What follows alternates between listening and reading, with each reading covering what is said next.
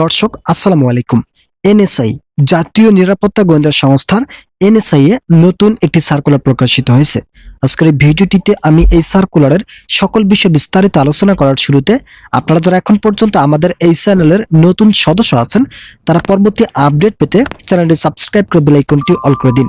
জাতীয় নিরাপত্তা সংস্থার এই সার্কুলারে সর্বপ্রথম যে পদ রয়েছে পদের নাম সিনিয়র ইনস্টিটিউটর। এই পদের জন্য ৬তম গ্রেডে বেতন প্রতি মাসে ৩৫,৫০০ টাকা থেকে ৬৭,০১০ টাকা প্রদান করা হবে।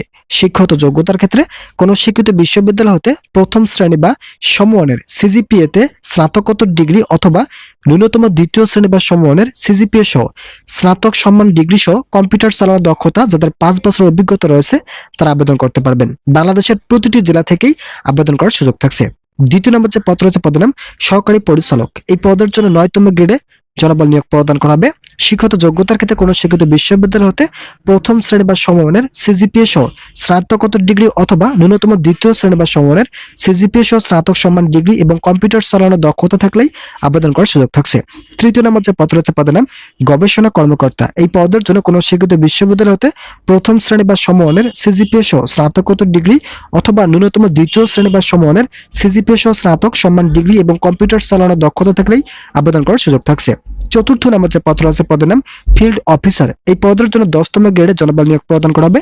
শিক্ষাগত যোগ্যতার ক্ষেত্রে কোন স্বীকৃত বিশ্ববিদ্যালয় হতে দ্বিতীয় শ্রেণীর স্নাতক বা সমমানের ডিগ্রি পাস থাকতে হবে। উচ্চতার ক্ষেত্রে যারা পুরুষ প্রার্থী রয়েছেন তাদের পাসপোর্ট ৩ ইঞ্চি এবং মহিলা প্রার্থীদের ক্ষেত্রে শুধুমাত্র পাসপোর্ট থাকলে আবেদন করতে পারবেন। বুকের মাপের ক্ষেত্রে ৩০ থেকে ৩২ ইঞ্চি থাকতে হবে। পঞ্চম নম্বর যে পদ রয়েছে পদের নাম কম্পিউটার টেকনিশিয়ান। ১১তম গ্রেডে জনবল নিয়োগ প্রদান করা হবে। শিক্ষাগত যোগ্যতার ক্ষেত্রে কোনো স্বীকৃত বোর্ড হতে উচ্চ মাধ্যমিক সার্টিফিকেট পাস থাকলে আবেদন করতে পারবেন। এছাড়া ২ বছরের সংশ্লিষ্ট কাজের অভিজ্ঞতা থাকতে হবে। ভিডিওটির এই মুহূর্ত পর্যন্ত এসেও আপনারা যারা এখন পর্যন্ত আমাদের এই চ্যানেলের নতুন সদস্য আছেন তারা পরবর্তী আপডেট পেতে চ্যানেলটি সাবস্ক্রাইব করে বেল আইকনটি অল করে দিন। ষষ্ঠ নম্বর যে পদ রয়েছে পদের নাম কম্পিউটার অপারেটর। ১৩তম গ্রেডে জনবল নিয়োগ প্রদান করা হবে।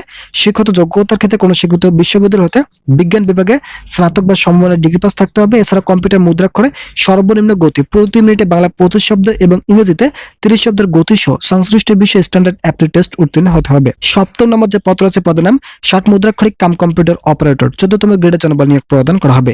শিক্ষাগত যোগ্যতার ক্ষেত্রে কোনো স্বীকৃত বিশ্ববিদ্যালয় হতে ন্যূনতম দ্বিতীয় শ্রেণী বা সমমানের সিজিপিএ তে স্নাতক বা সমমানের ডিগ্রি পাস থাকতে হবে।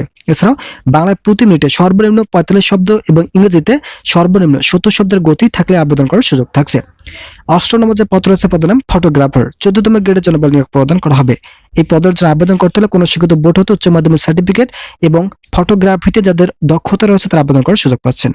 নবম নম্বর যে পদ রয়েছে পদের নাম ওয়্যারলেস অপারেটর। ১৫তম গ্রেডে জনবল নিয়োগ প্রদান করা হবে। কোনো স্বীকৃত বোর্ড হতে উচ্চ মাধ্যমিক সার্টিফিকেট পাস থাকলেই আবেদন করার সুযোগ থাকছে এবং কম্পিউটার ব্যবহারের দক্ষতা সহ মোটস টেলিগ্রাফিতে ২০টি শব্দ গ্রহণের প্রেরণার সক্ষমতা থাকলেই আবেদন করার সুযোগ থাকছে।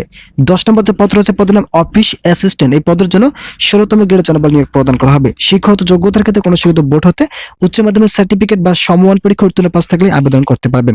তো বন্ধুরা যারা যারা সরকারি চাকরির প্রত্যাশী রয়েছেন তারা অবশ্যই আমাদের এই চ্যানেলটি সাবস্ক্রাইব করে বেল আইকনটি অল করে দিন যাতে আমাদের এই চ্যানেল থেকে সকল ধরনের সরকারি চাকরির আপডেট সবসময় সবার আগে পেতে পারেন। ১১ নম্বর যে পদ রয়েছে পদের নাম অফিস সহকারী কাম কম্পিউটার মুদ্রাক্ষরিক। ১৬তম গ্রেডে জনবল নিয়োগ প্রদান করা হবে। এই পদের জন্য আবেদন করতে হলে এইচএসসি পাস থাকতে হবে এবং কম্পিউটার ব্যবহারের দক্ষতার ক্ষেত্রে প্রতি মিনিট বাংলা এবং ইংরেজিতে উভয় ২০ শব্দের গতি থাকলেই আবেদন করার সুযোগ থাকছে।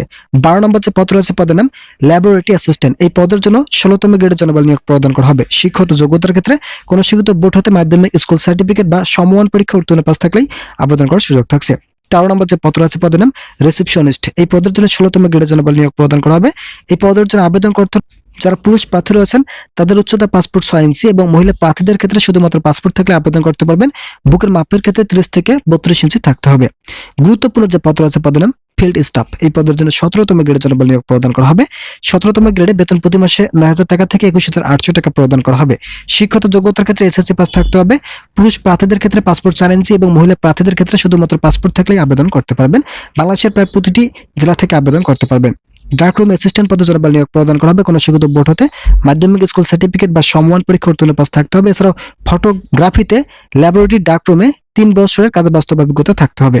১৬ নম্বর যে পদ রয়েছে পদের নাম ডেস্পার রাইডার। এই পদের জন্য ১৮তম গ্রেডে জনবল নিয়োগ প্রদান করা হবে। ১৭ নম্বর যে পদ রয়েছে পদের নাম অফিস সহায়ক। ২০তম গ্রেডে ৮,২৫০ টাকা থেকে ২০,০১০ টাকা প্রদান করা হবে।